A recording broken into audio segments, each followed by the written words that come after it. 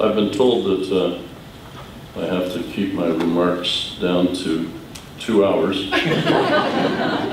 If you'd kindly stand for a moment, I'd appreciate it. For those that don't believe in God, please bear with us. Heavenly Father, creator of all of us, you who created us all in your own image and likeness, bless this gathering. Thank you for bringing all of us here this weekend. Thank you for the wonderful, inspiring speeches from those dedicated and committed pro-lifers. Thank you, Lord, for all the participants here. What a wonderful bunch of people. You're all created in your own image and likeness, and you did a great job, if you don't mind me saying so. And Heavenly Father, please bless the rest of this meeting. Not over yet. Hopefully the next speaker won't put a wet blanket over what we've heard thus far. And Lord, help us to be always joyful in your service. Amen. Amen. Please remain standing for a moment. 18 years ago in Toronto, the New Democratic Party, which is not very new and not very democratic, decided to bring in a lawsuit against the pro-life movement. So they named me and 17 other people in a lawsuit. And what they had done was they had sent a spy to one of our pro-life conferences. So we didn't know who it was. So I want you to turn and shake hands with the person beside you. You may be shaking hands with the spy.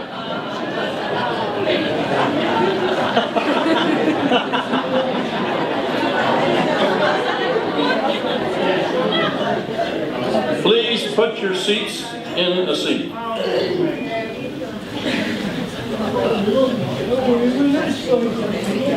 Jean, could we have one meeting here? Thank you very much. It's wonderful to be back here. And as I said, the backbone of the pro-life movement around the world is the person that looks back at you from your mirror each morning. It's not the muckety-mucks that stand up in front of you and talk. It's you. Each and every one of us has been called to a leadership role in the pro-life and pro-family movement. And I sincerely tell you, I'd rather be with the grunts like yourselves than with the muckety-mucks. The late Father Paul Marks, whenever he would have a conference for HLI, would have all of the speakers adjourn to a special set of rooms where I would be the bartender and whatnot the first time that it happened. And then after that, I refused to go there. I wanted to be with the backbone of the movement, which is yourselves. I mean that sincerely. I tell people that all the time, right across Canada and the United States and everywhere else I've been. I've also told them, don't think that the burden of this whole thing is on you. Be joyful that God has called us to come and do this. And try to find something light in the whole thing. Because if you don't, you could go mad with all the things that I see coming across my desk. But when I decided to come by Air Canada this time, I went up to the counter and I said, I'd like my overnight bag to go to London. I want my suitcase to go to Paris, and I'd like my shaving kit to go to Rome. And she said, Mr. Hughes, that's impossible. And I said, I don't know why, that's what you did the last time I came. I stand here with no credentials. I come from Joe Lunchpail and Mary Washerwoman. That's my parents. And that's, we come from England, Ireland, Wales, and we're just ordinary, hard-working people. And it's ordinary, hard-working people that created Canada. We used to call it the colonies. I'd come here and say, yes, I'm here from the colonies, and people would say, no. When I go to the United States now, because of the legislation that's been passed in Canada, I say, I'm from the People's Republic of Canada. And then all the Yanks all laugh and say, oh yeah, we know how bad things are. We just passed a transgendered bill in the province of Ontario where I live, and people are totally oblivious. I talked to the clergy about it, and the clergy doesn't have a clue what's going on because we haven't educated them. So I have a little program, it's called Adopt a Clergyman. Adopt the bishop, but it's your job to adopt the pastor in your particular church. You send them information about what's happening. And you'll say, oh, he knows all this. He doesn't know anything. I'm telling you, it's like talking to a member of parliament. I was on the podium in Toronto, and there were two members of parliament there, and I said, these guys don't know anything. It's you that have the knowledge, and you've got to pass it on to these two and people like them. Well, they got a bit miffed because, they thought they were, they wanted to be chuffed because of the people that were there, and Mr. Hughes is putting us down. I said, these are servants of yours. Make sure you treat your servants properly, but educate them.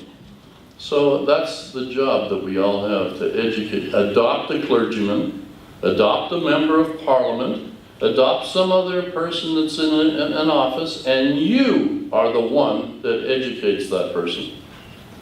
I can tell you Harold Adams was a school trustee, which is a member of the local school board, and he took it on himself to go after a member of provincial parliament in Ontario and educate him on the abortion issue, and in the end, that member of provincial parliament voted pro-life and pro-family because someone had taken the time to educate him. Absolutely essential. But there's so many things I could tell you. I've got notes here that would keep us till about 4 o'clock this afternoon, but my wife said, for Pete's sake, keep it short. Okay, dear. And my wife rarely comes to these functions because she doesn't want to be at the head table and she doesn't want to hear me talk anymore. But she came in today to make sure that I would keep it short. I've been happily married for 48 years. My wife's been happily married for about 4.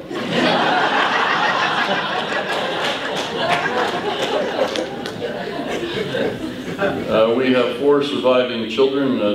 All but 2 are boys.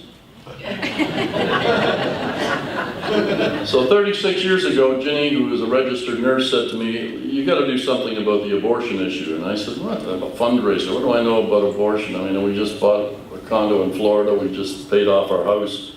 We're going to retire at age 40 and just enjoy life. And she said, no, they're really killing babies right up until the time of birth.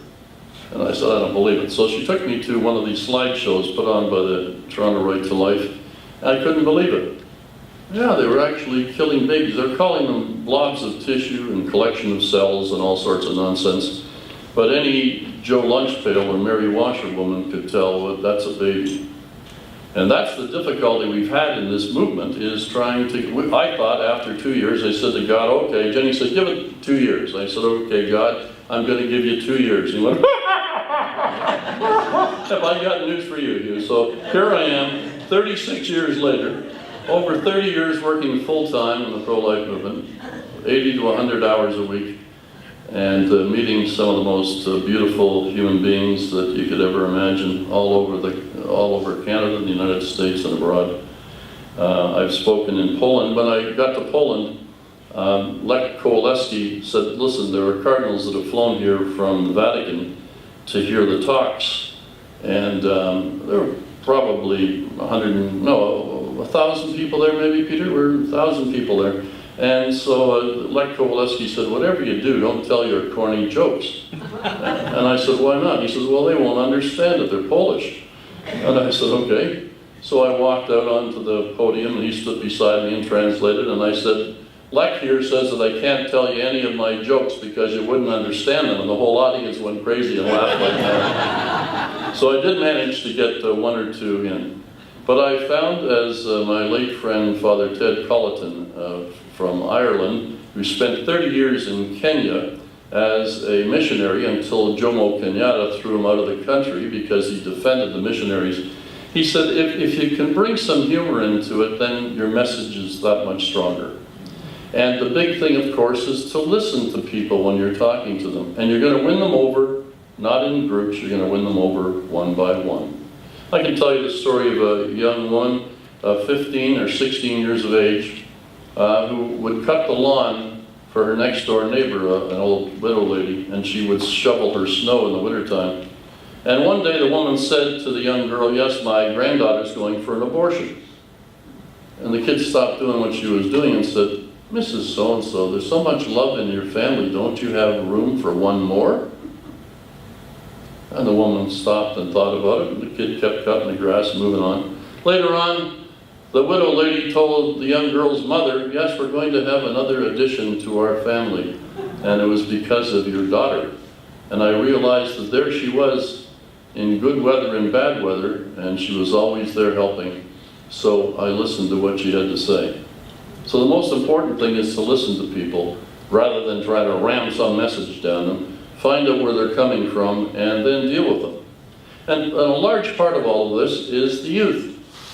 When the late Richard John Newhouse, Father Richard John Newhouse, came to Canada to a conference we were holding, he was considered to be one of the top 20 minds of the 21st century, or the 20th century probably.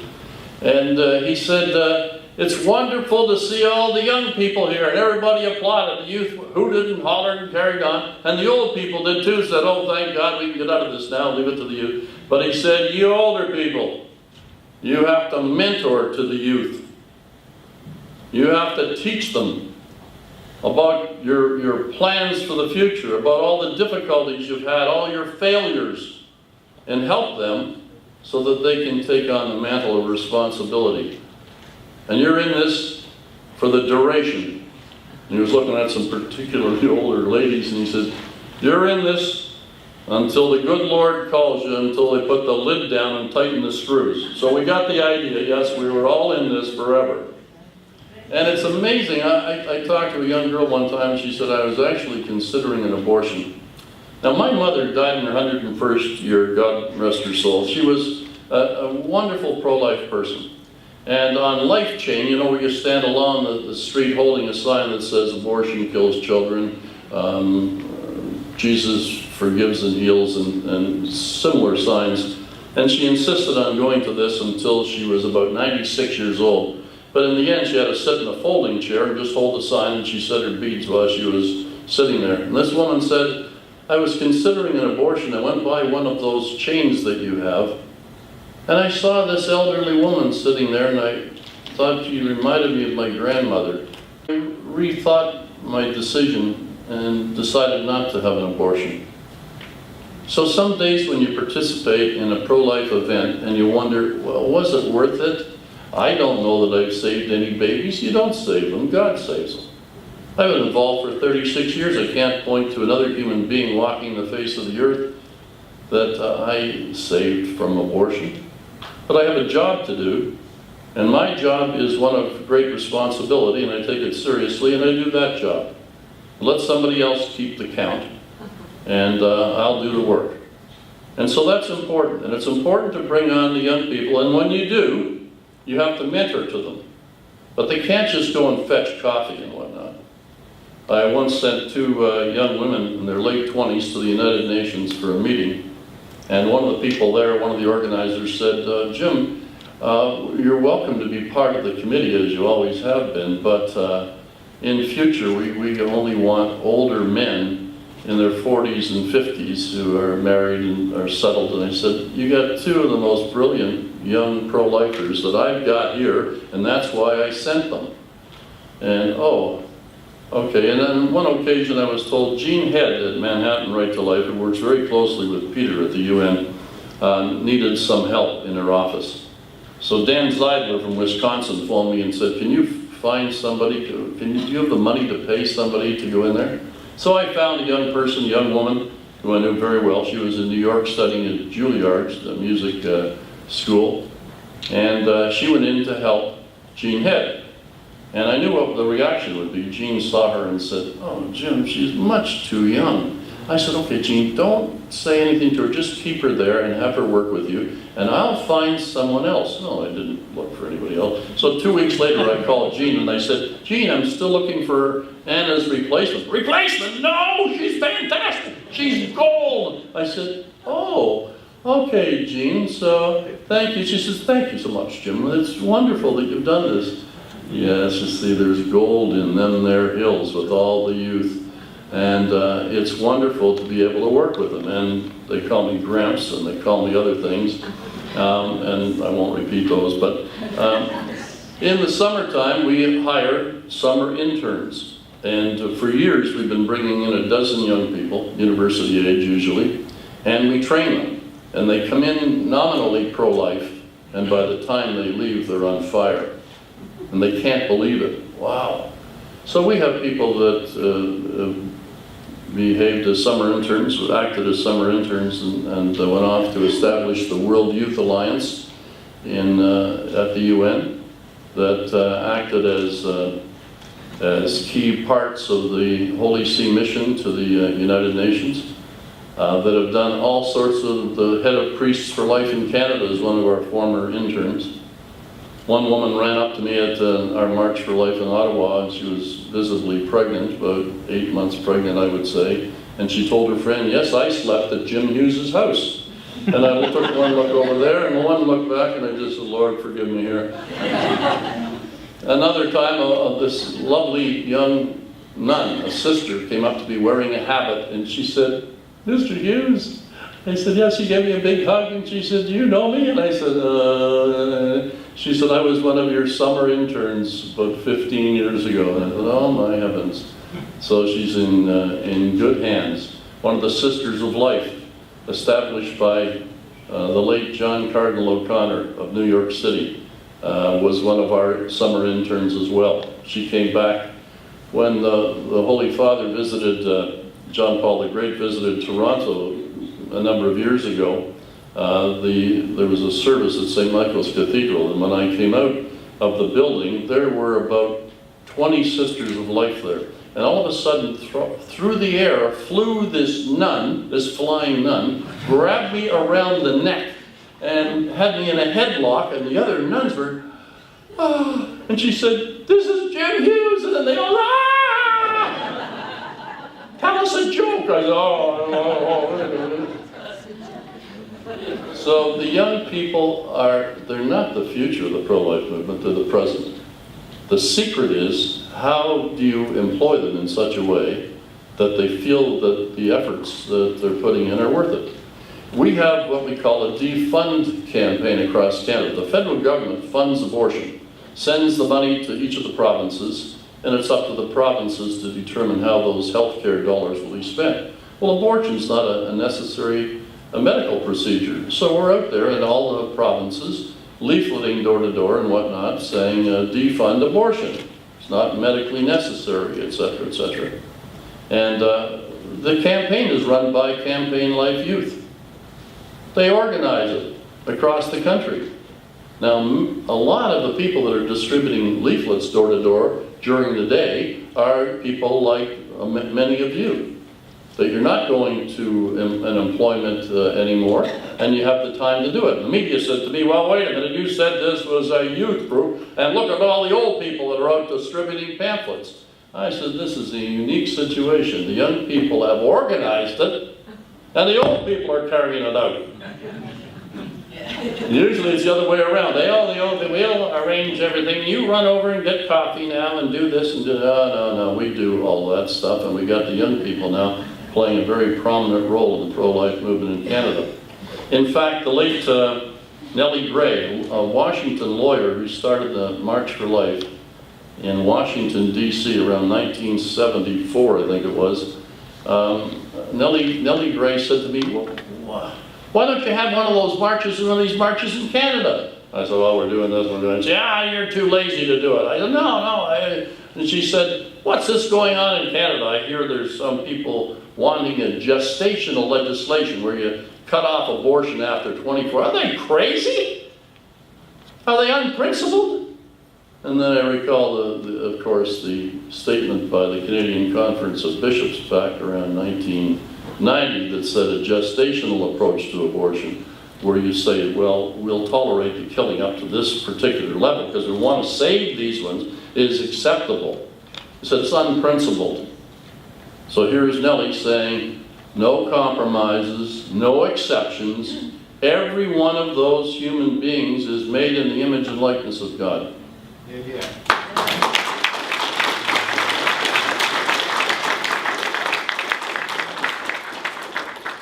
Now, Campaign Life Coalition was founded on May the 25th, 1978 in Winnipeg, Manitoba. And it was founded because the previous political pro-life branch, Coalition for the Protection of Human Life, decided that they wanted to end abortion too, but we'll do it in these little steps. We'll start with those, once it's discovered that the child in the womb is in some way handicapped, we'll start with those. They can abort all of those, and then we'll move on from there. Well, everybody's, are you nuts? Everybody's a human being. And so this new organization, Campaign Life, was formed, and 6 years later, the remnant of the old coalition joined us because they understood finally that it was wrong. The strategy they had come up with was wrong. We're not brilliant, we're just ordinary people, and we try to do the best we can. And your name may be Susan or Margaret or Ken or Lawrence or Lisa or Emmy or Regine or Sharon or Brian or Laura, and you're sitting in this audience and you're saying, yeah, that's me. Well, that's who God called to do this work. He called you here this weekend. I can tell you the story of an old priest who's dead too. And he said, I decided that I had a vocation to the priesthood, so I went to my mother, an old Italian lady, and she was crocheting or something, and he said, Mom, I think I have a vocation to the priesthood. And she said, you? And he said, I went into the seminary anyway, and I got in there, and there were brilliant people, and there were very faith-filled people, and there were funny people. And he said the funny people left, and the very intelligent ones left, and then the religious, very religious left, and all that remained were the chosen. Look around the room. We're all the chosen. Many people had an opportunity to be here this weekend. You all said yes. Other people had legitimate reasons why they couldn't be here, but you said yes. You are the backbone of the pro-life movement. I'm sorry about that. Did I hurt you? No. Mother Teresa on Parliament Hill one time said to me, the beautiful thing, remember this, the beautiful thing about the pro-life movement is that it's ordinary people doing extraordinary things for God. I said, oh, wow. I'll never forget that. I also said, are you coming on the walk, Mother? And she said, oh, no, I'm an older woman, you know. And so she didn't come on the walk. But nevertheless, she rested in my office in Ottawa, and she said, I can rest here. You haven't wasted any money on creature comforts. We had old linoleum tile on the floor, and we had used furniture and whatnot, and it was just, you know, it was clean, but it was very old, like I'm becoming. But nevertheless, she said, oh, I can rest here. No money wasted on creature comforts. She also said something else, which I'll tell you later on, but we discussed that the core of the pro-life and pro-family movement is spirituality. It's the most important thing. I came to Campaign Life as a nominal Catholic, and because of my evangelical and Pentecostal friends in the movement, I became a better Catholic. And that's what this is all about. It doesn't matter what faith community you come from, as long as you're prepared to step up and stand up, the good Lord works through you. I know two people that were arrested in a rescue in Buffalo, New York, and they said all of a sudden this calming came over us. We were so agitated after we'd been arrested, and this calming came over us, and we looked at one another, and we felt that it was like the Holy Spirit coming to us, that we didn't have to worry. We were going to be carried through the rest of the thing. When I saw that euthanasia, and we in Canada saw that euthanasia was looming, I went to see a young man who I met at his father's funeral. His father was a great pro-lifer, and I met him, he was about 15 years old, I think. Met him at his father's funeral. And then he went on to work at the Diocese of London, Ontario, in the offices there. And I said to him one day, why don't you stand up on the euthanasia issue? And he said, well, how will I get paid? I said, I'll go and talk to the bishop. So I said, what do you think, Bishop? Can you and Campaign Life Coalition get together and finance this guy? Well, yeah, do you think he's capable? I said, sure he's capable. Well, he's only 28 or whatever. I said, he's fine, he'll do fine. So I hired a man called Alex Schadenberg. And Alex is the head of the Euthanasia Prevention Coalition. And Alex has done an unbelievable job over the years doing the work. I needed an editor for our pro-life newspaper, The Interim, which was started over 30 years ago.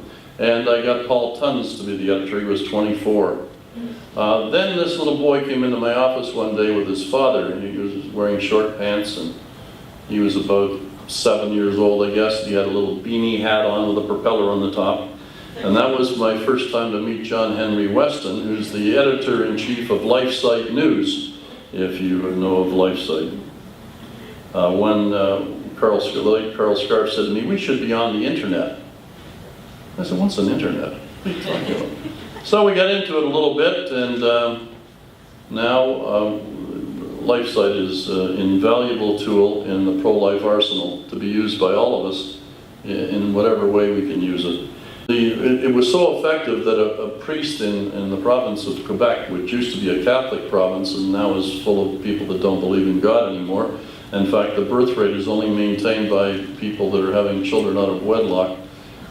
They hate the churches, they hate everything. So this priest decided to run for office, and you're not allowed to run for public office if you're a priest unless there's an urgent matter. So he told the media that he got permission from the Pope. The media found out that that was a lie. And he said, "Oh, I got permission from my bishop." And the bishop issued a media release saying, "I didn't give him permission." So then he said after he was elected, in Parliament, I will not come out with anything that's opposed to church teaching. And then he came out with everything opposed to church teaching. Then we found out that he had been selected for the seminary while he worked as a male prostitute in a gay bar in Montreal. And then he announced that 50% of the priests in the province of Quebec were homosexuals anyway. And then he launched a lawsuit after the Vatican told him that he couldn't run for re-election. He launched a lawsuit against LifeSite, which cost them $250,000. And they haven't even got to court yet. But we've been praying very hard for Father Gravel, and the good Lord took him home recently. And there was the flags on Parliament Hill were at half-mast because of this former politician that had died, and the church in Montreal was packed to the doors. He was a saintly man, of course, and that's how they referred to him in their eulogies, etc. So that's the sort of thing, when we say spirituality is at the core. In April, I addressed a group of 65 Baptist pastors. And one of them approached me afterwards and he said, "Mr. Hughes, that's all well and good, but what if the core is rotten?" I said, "Oh, what do you mean?" He said, "Well, in my church, if I were to speak up against abortion and euthanasia and whatnot, they would think that I was a single issue pastor and they would no longer support me. I'd be out looking for work." I said, "Oh my heavens." So he said, "Would you keep that in mind when you're out there doing your bit?" So we have to keep that in mind. So if we're Jack or Frank or Philippa or Maria or Hugh or Emmy or John or Emma or Maria or Gordon or Janet, you all know all these different people you're going to run into, and you have to do your very best one-on-one to educate them all and bring on the youth. Bring them on, train them so that they don't go out saying, "Man, what is this?" We now have, we pass a hat around. It's an old-fashioned thing where you draw a name out of a hat. Nowadays, it's probably something electronic that you do that's much more sophisticated, but we still pass around an old battered hat, and people draw names out of that. And in that hat are people like John Smeaton and Phyllis Bowman and all sorts of other pro-life leaders. And as the summer interns pull the name, they have to go and research just who these people are.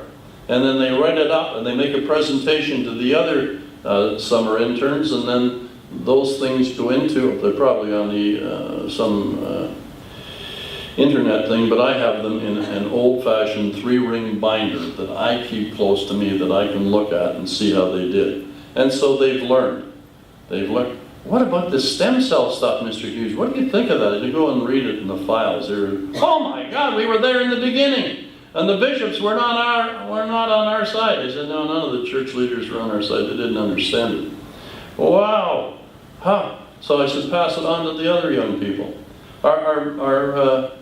Our group in the UN came to being because the Holy Father had contacted various pro-life groups in different countries, saying that, or his emissary said that he was concerned about what was happening at the UN where NGOs, non-governmental organizations, were demanding special rights for homosexuals and lesbians and abortion as an international human right. So I said, well, we're not a Catholic organization. Well, we went anyway. We've been there for over 20 years.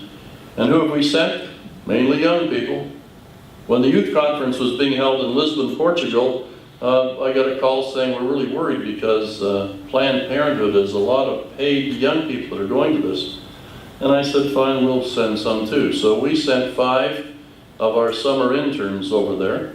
The Canadian delegation came running out of the room screaming, who are these young people? Because they threw a monkey wrench into everything that Planned Parenthood was attempting to do.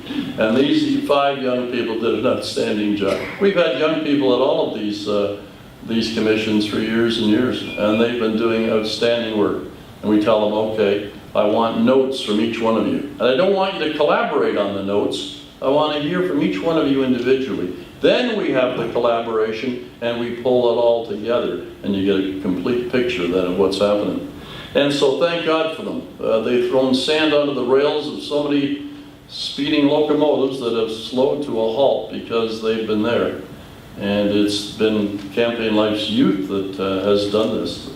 Over 30 years ago, we established the Parliamentary Pro-Life Caucus in Ottawa for our members of Parliament and our senators. And we've had our young people come and address them from time to time. We started a group called Business for Life.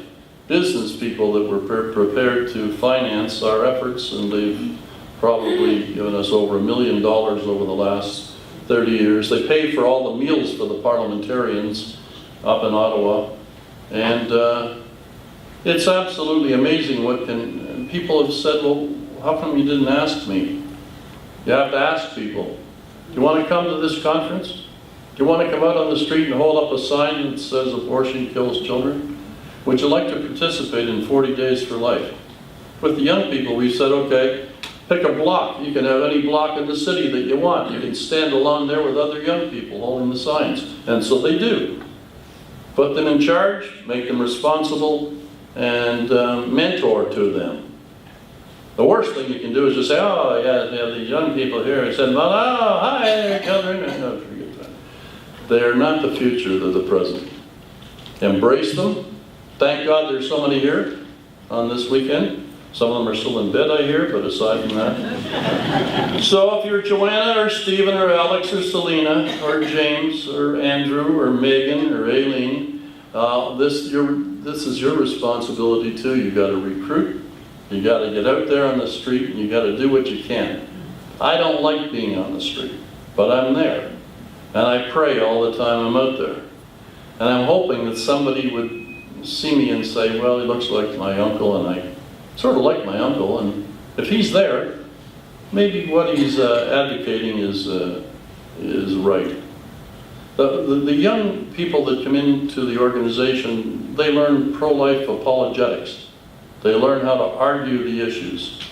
They take part in demonstrations at universities. Some of them get roughed up a little bit. Most of them come back with success stories of what's happened. Canada, unfortunately, is one of 3 countries in the world, North Korea and China being the other 2, that have absolutely no laws against abortion. You got to come out with your sailor suit on and your little pink dress before you're recognized as a human being. And even then, the pro-aborts argue, well, a mother should have a right to determine the personhood of the children even after they've been born. In other words, they start acting up, they don't sleep at night, they're colicky, and Ginny would tell you that we could have killed one of them. He's colicky for a whole year, every night. Oh my heavens, will we ever get to who has more than one child? I mean, this is crazy. Anyway, so it's been extremely difficult. The abortion law was changed by a cabinet of Parliament, was mainly Catholic. The abortion committees in the hospitals were made up of many Catholics and evangelicals and other Protestant groups. Sometimes my mother used to light a candle in church, and every time she went in and saw the candle, she would say another prayer for me. It was to protect me from the people that were behind me that were supposed to be on my side, that were putting a knife in my back. And that's been the nature of the pro-life movement everywhere. It's been our friends and allies who have stuck the knife in our back. And it's up to us then to get other friends to pull it out and keep moving forward and not give up just because of a little bit of difficulty. For those in the crowd that are Christians, you only have to look at the cross and say, look at the sacrifice that was made there. We can put up with a little bit, can't we? Yeah, when you listen to Allison's story yesterday too, you think, oh my God, I'm a wimp. But despite the fact that Colin's not a wimp, I'm a coward. Because if I was courageous, I'd be in jail, like there are 2 women in Canada right now in jail for the unborn. But I'm not there. I'm just out doing the best I can with what the good Lord has called me to do. And I don't, when I'm in His presence, when I'm talking to Him, I don't yak at Him, I listen to Him. It's like me saying, Lord, Lord, listen to me. And He's saying, Jim, Jim, listen to me. That's the secret of the whole thing, is to listen to what the good Lord's calling you to do and then go on. John Smeaton suggested that I talk about a number of things, and if I did, a small telephone book full of things. That Justice Clarence Thomas in the United States, quite a character, he drives a huge motor van on the highways, and he will pull in. He's a big black guy. You know him, Clarence Thomas? Anyway, he'd pull into a rest stop, and people would say to him, has anybody ever told you? He said, yes, yes, that I look like Clarence Thomas. He's a very strong pro-life man. And he said to me one day, he said, and I don't know him well, I just had met him, and I just started shooting the breeze with him and made him laugh, and so he sort of liked that. And he said, you know, in the end, it will not be the words of our enemies, but the silence of our friends. You know, it's, if you're looking around to your relatives and friends and you expect you're going to get 100% support, it's never going to come. It's all those people that, well, a man came into my office back in 1990 after we had lost a very critical vote in the House of Commons. And he said to me, how come you're giving up? It's going to the Senate now, and they have a chance to say no to it. And I said, oh, well, I don't have much hope. And he said, but I'm an atheist. I don't believe in God. Why don't you turn your God power on them? So I thought, okay, let's try it. Legislation was defeated by a tie vote in the Senate. It went down to defeat. We would not have lobbied the senators had that man not come to me and said, turn your God power. Where's your God power? Turn it on. So.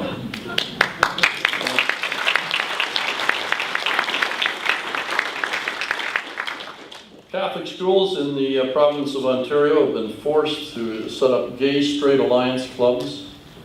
The bishops went along with it. They didn't stand up and say, okay, no, we're not doing that. There's a thing called the British North America Act that came in 1867 that protects us, but they didn't do it.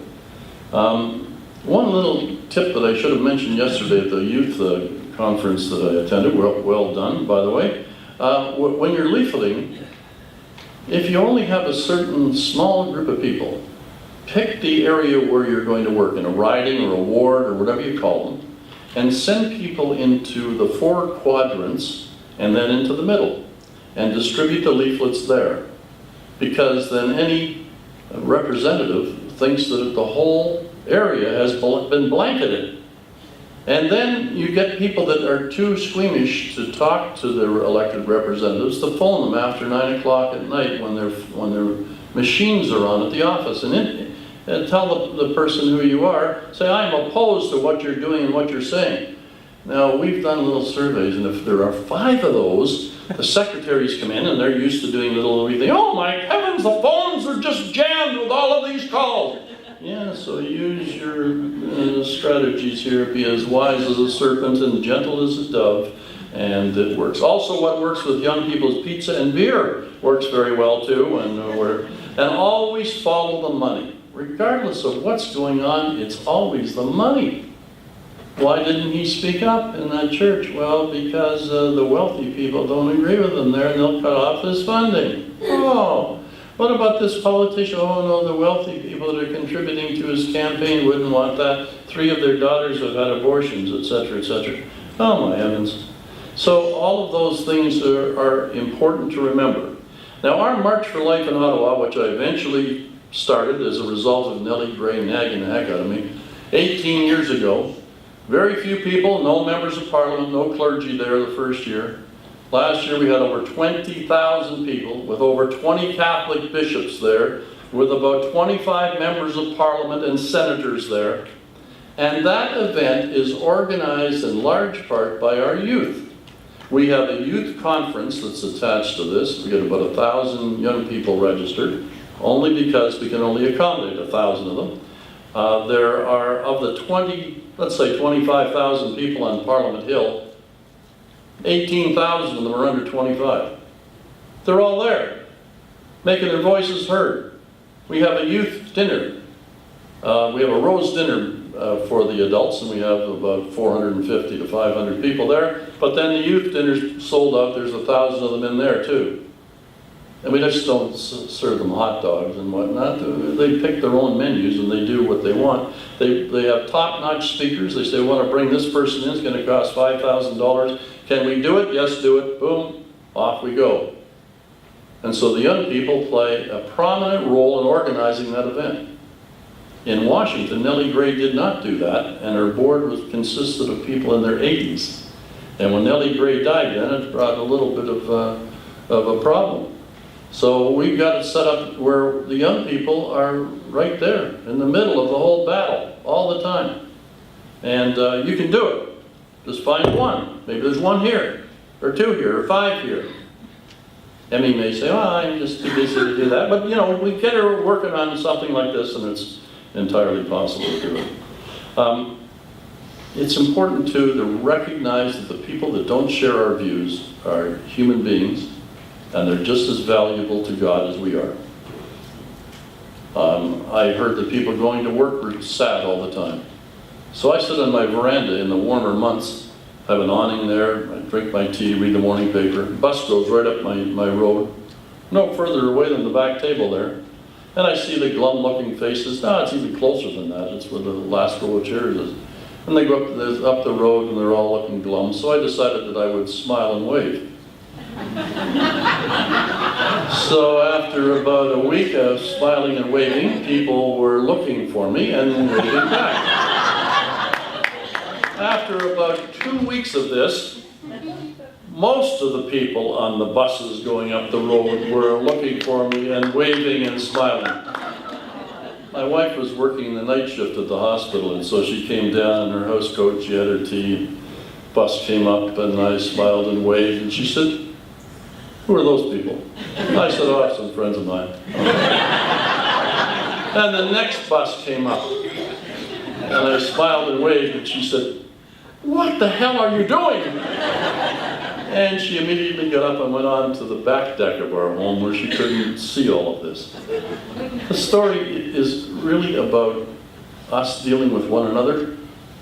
It's about God calling us to love Him and to love one another. And it's entirely possible to do that. And I know that we're lacking time here, so I'm going to cut everything short here. Although I haven't told a lot of jokes, I can tell you that my wife and I were in a bank recently, and the bank was robbed, and there were people with masks and guns, and one of the patrons in the bank ripped the mask off the robber, and he shot him dead. And so my wife and I were having a bit of a touchy time at the time, arguing with one another, so the bank robber immediately put the mask up and turned to Ginny and said, did you see my face? And she said, no, but I think my husband might have.